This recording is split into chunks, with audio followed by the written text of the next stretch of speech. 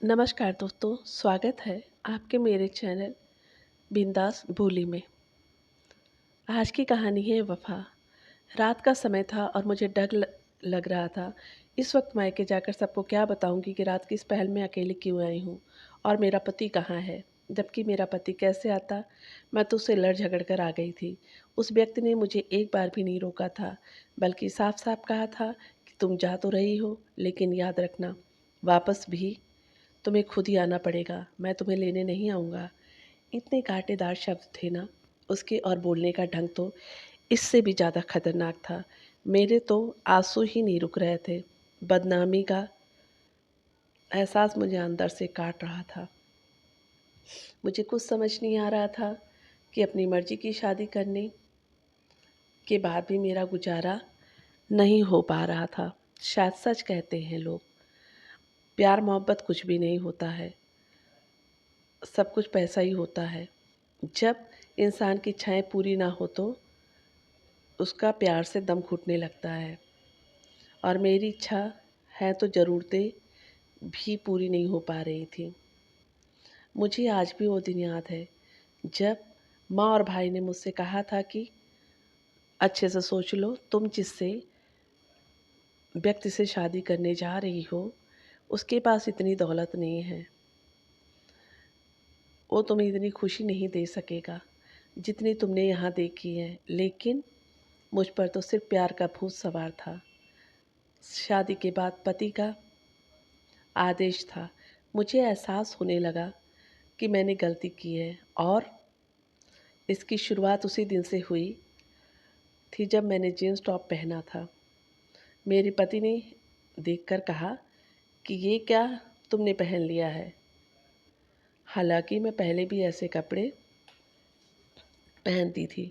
उसने पहले मुझे नहीं रोका था, लेकिन अब हम इस वक्त मेरे पति के दोस्त के घर जा रहे हैं शादी की दावत पर। मैंने हैरत से अपने पति को देखा कि जिसके चेहरे पर मायूसी थी। मैंने कहा कि मैं तो छोटे कपड़े पहनती ही रहती हूँ, आज कौन सा मैंने पहली बार पहने हैं। और उसने साफ साफ मना कर दिया कि अब तुम मेरी पत्नी हो, मुझे ऐसे कपड़े पसंद नहीं हैं, कपड़ा अभी बदल लो। मैं तो कुछ बोल ही नहीं पाई। मुझे उसी दिन एहसास हुआ था कि मर्द की फितरत कितनी दोगली होती है। उसे प्रेमिका मॉडर्न चाहिए और पत्नी घूंघट में छुपी हुई। मैंने गुस्से में कपड़े चेंज कर लिए, लेकिन मेरा मूड पूरी तरह खराब हो चुका था।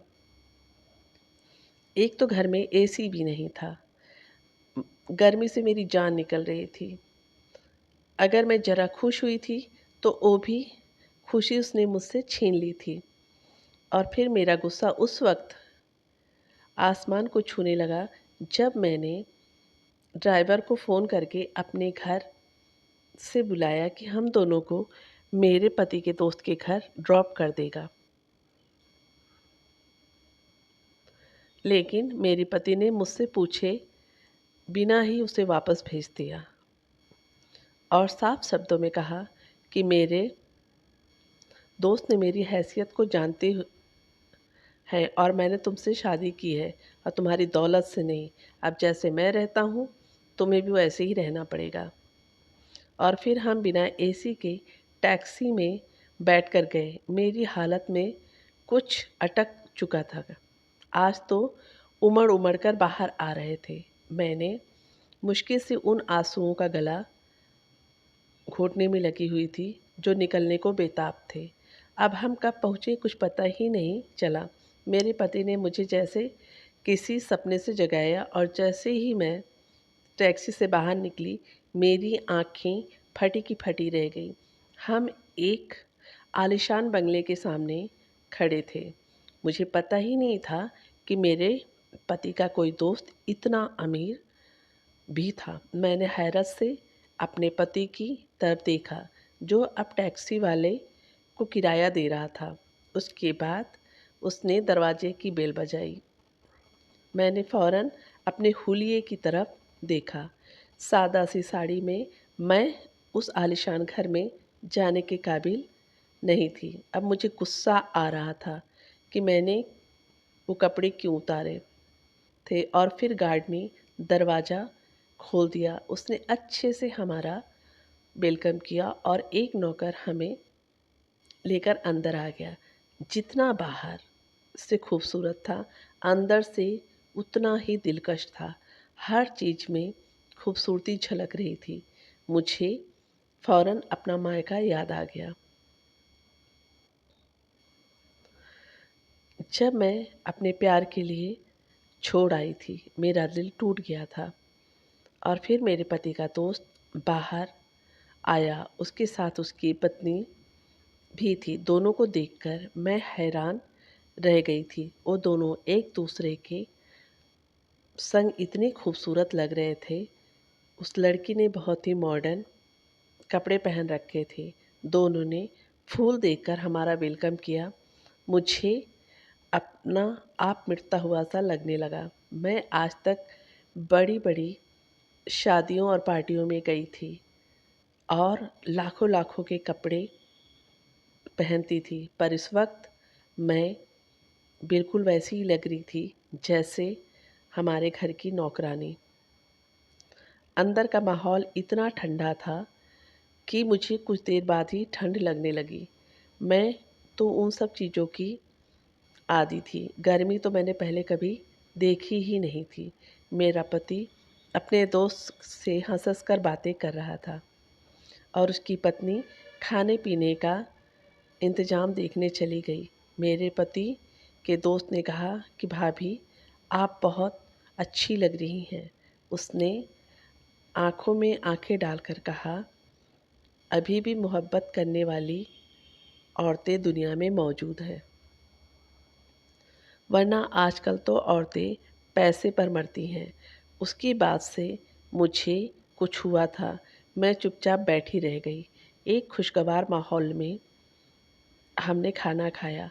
मेरे पति का दोस्त थोड़ी-थोड़ी देर बाद उससे बातें कर रहा था। वो कह रहा था कि मैं कितने दिनों से आप लोगों को दावत करना चाहता था, लेकिन आपके पति के पास टाइम ही नहीं था। और फिर मैंने अपने पति की तरफ देखा जो खामोशी से खाना खा रहे थे। मुझे एहसास हुआ कि जैसे वह जानबूझकर मुझे यहाँ नहीं लाना चाहता था।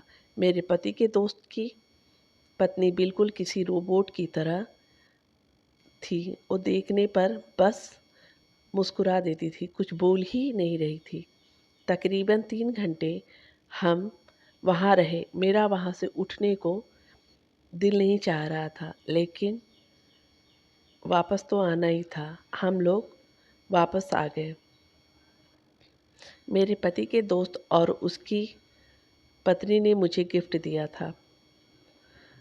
वापस आकर मुझे उस छोटे से घर में अजीब सा एहसास हुआ था। मेरा दम घुटने लगा था। दिल कर रहा था कि वापस उधर ही चली जाऊं, लेकिन अब तो मुझे यहीं रहना था। मेरे पति खामोशी से कपड़े बदलने चले गए। गर्मी इतनी थी कि कुछ ही देर में मुझे पसीना आने लगा। यहाँ एसी तो क्या, कूलर भी नहीं था। मुझे अब अपने पति पर गुस्सा आ रहा था। उसने वो सब कुछ लेने से मना कर दिया था जो मेरे घर वालों ने दिया था। एक घर और गाड़ी लेकर मेरे पति की आत्मा शांत हो गई थी। मैं यहाँ जल रही थी। कुछ देर बाद मैंने भी चेंज कर लिया और जब मैंने गिफ्ट खोलकर देखा तो मेरी आंखें फटी की फटी रह गई। उसमें खूबसूरत सा डायमंड का सेट था। अभी उसकी खूबसूरती में मैं गुम थी कि मेरे पति ने वो सेट मेरे हाथ से छीन लिया और कहा कि इतना महंगा गिफ्ट नहीं लेना, ये हम उन्हें वापस करेंगे। मैंने हैरत से अपने पति को देखा। उसके चेहरे पर गुस्सा था। मैंने सेट को फेंक दिया और सोने के लिए चली गई। लेकिन गर्मी इतनी थी कि सोया नहीं गया, जबकि मेरा पति थोड़ी देर बाद ही सो गया था। उसे आदत थी ऐसे रहने की। जबकि मुझे नहीं थी। और फिर हमारे झगड़े बढ़ते गए। मुझे महसूस हुआ था कि मेरा पति बड़ा अजीब और सनकी सा था। उसने मुझे जॉब करने से भी मना कर दिया था, हालांकि मुझे बहुत अच्छी जगह जॉब ऑफ़र हुई थी। मैंने अपने पति से कहा कि हम दोनों मिलकर जॉब करते हैं और अपना घर बनाएंगे, वो सब चीज़ें जिनकी हमें ज़रूरत है। लेकिन मेरे पति ने कहा कि मैं तुम्हें जॉब की अनुमति नहीं दे सकता। अब मुझे लगने लगा था कि उसने जैसे मुझे घर में कैद कर लिया। जब पागल हो रही थी, मुझे छोटी छोटी ज़रूरतों के लिए पैसे चाहिए होते थे जो मेरे पति के पास नहीं थे। कभी बिजली नहीं होती तो कभी पानी बंद हो जाता था। 4 दिन में ही मेरी अकल ठिकाने आ गई। मोहब्बत का भूत मेरे सर से फ़ौरन उतर गया था। मैं तो अपने भाई से भी कुछ डिस्कस नहीं कर सकती थी। उसने पहले ही मुझे इस शादी से मना किया था और फिर उसी दिन मुझे माँ का फ़ोन आ गया। वो मुझे बता रही थी कि भाई और भाभी घूमने गए हुए थे। मेरा दिल दुख रहा था। भाई ने भाभी को अपनी मुट्ठी में किया हुआ था। वैसे तो भाभी बहुत अच्छी थी, लेकिन मेरा भाई उसकी मर्जी के बिना कुछ नहीं कर सकता था। मुझे कुछ नए कपड़े की ज़रूरत थी। मेरे पास कपड़े के जोड़े कम थे। मुझे कुछ कपड़े खरीदने थे। मैंने बातों बातों में माँ से कहा था, तो उन्होंने मेरे अकाउंट में पैसे भेज दिया और मैं खुश हो गई। और फिर मैं फ़ौरन शॉपिंग करने चली गई। लेकिन जब वापस आई तो मेरा पति घर आ चुका था। उसने गुस्से से पूछा कि तुम मुझे बताए बिना कहाँ गई थी। मैंने साफ साफ कह दिया कि शॉपिंग करने गई थी और मुझे डर भी लग रहा था। मेरे पति ने पैसों के बारे में पूछा तो मैंने कहा कि मैंने अपनी माँ से लिए हैं पैसे। इस पर उसने अपने जबड़े भींच लिए। मैं जानती थी कि उसे गुस्सा आया था, लेकिन यह मेरे पैसे थे, उन पर मेरा हक था। वो घर से निकल गया। रात को आया तो उसके हाथ में कुछ कपड़े थे। उसने वो कपड़े मेरी तरफ फेंकते हुए कहा कि ये किसी भिखारी को दे दो। मेरा दिमाग बिल्कुल खराब हो गया। मुझे अपने पति से पर पागलपन का असर लग रहा था। मैं भी चुप ना रह सकी और मैंने कहा कि तुम पागल हो गए हो। अगर तुम्हारा बस चले तो तुम तो मुझे यहाँ सांस भी ना लेने दो। मेरा यहाँ दम घुटता है। मेरी माँ के पैसों पर मेरा हक है। वो भी गुस्से में बोला, तुमने मुझसे शादी करना चाहती थी, मैंने तुमसे कुछ छुपाया नहीं था। और मैं रोने लगी। मैंने वो कपड़े उठाए जो मैं खरीद कर लाई थी। जब मैं कमरे से निकलने लगी तो मेरे पति ने पीछे से कहा कि कहाँ जा रही हो है। और मैं पता नहीं कैसे अपने घर तक जा पहुँची थी। मैं आते ही अपनी माँ से लिपट कर रो पड़ी। उन्होंने पूछा कि क्या हुआ, पर मैं कुछ नहीं कह सकी। मैं चुपचाप अपने कमरे में आ गई। मुझे अपने पति से नफ़रत महसूस हो रही थी। मेरी मोहब्बत जैसे मर गई थी। अपने कमरे में एसी के साथ मुझे अच्छी नींद आई थी। अगली सुबह भाभी ने मुझे आकर उठाया था। वो मुझसे शिकवा कर रही थी कि हम भी रात को ही आए हैं। अरे भाभी से मैंने फ़ौरन पूछा कि भाई आपसे इतनी मोहब्बत कैसे करते हैं? वो आपकी हर बात कैसे मानते हैं? यह सुनकर भाभी के चेहरे पर एक साया सा लहराया। फिर उन्होंने कहा कि ये तो औरत के नसीब की बात है। किसी को सब मिल जाता है और किसी को सब मिलकर भी कुछ नहीं मिलता। मुझे उनकी बातों पर हैरत हुई। उन्होंने मुझे कहा कि अपने पति के साथ हमेशा वफ़ादार रहो। बस यही एक रास्ता है जिससे पति का दिल जीता जा सकता है। और मैं सुर सर झुकाए बैठी रही। किसी ने मुझसे कुछ नहीं पूछा। पूरा हताश हो चुकी थी मैं। अपने मायके आए तब ना मेरे पति ने फ़ोन किया था और ना मैंने। मैं यहाँ बहुत सुकून में थी। ससुराल के बारे में याद आते ही मेरी आत्मा काँप जाती थी। कभी कभी तो वो जाली व्यक्ति याद आता था, क्योंकि मैं उससे मोहब्बत करती थी। और फिर पूरे 1 हफ्ते बाद मुझे एक अनजान नंबर से फ़ोन आया। मैंने वो आवाज़ पहचान ली थी। ये मेरे पति का वही दोस्त था जिसके घर में दावत पर गई थी। वह फिर से घर पर बुला रहा था।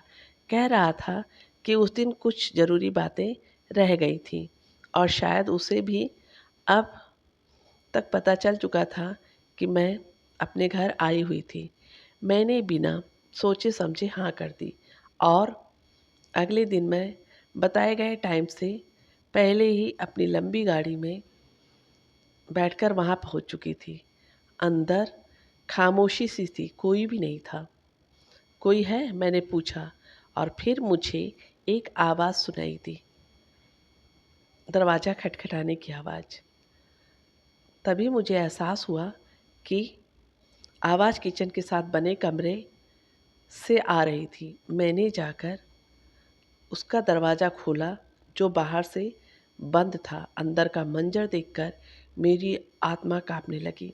मेरे पति के दोस्त की पत्नी रस्सियों से बंधी हुई थी।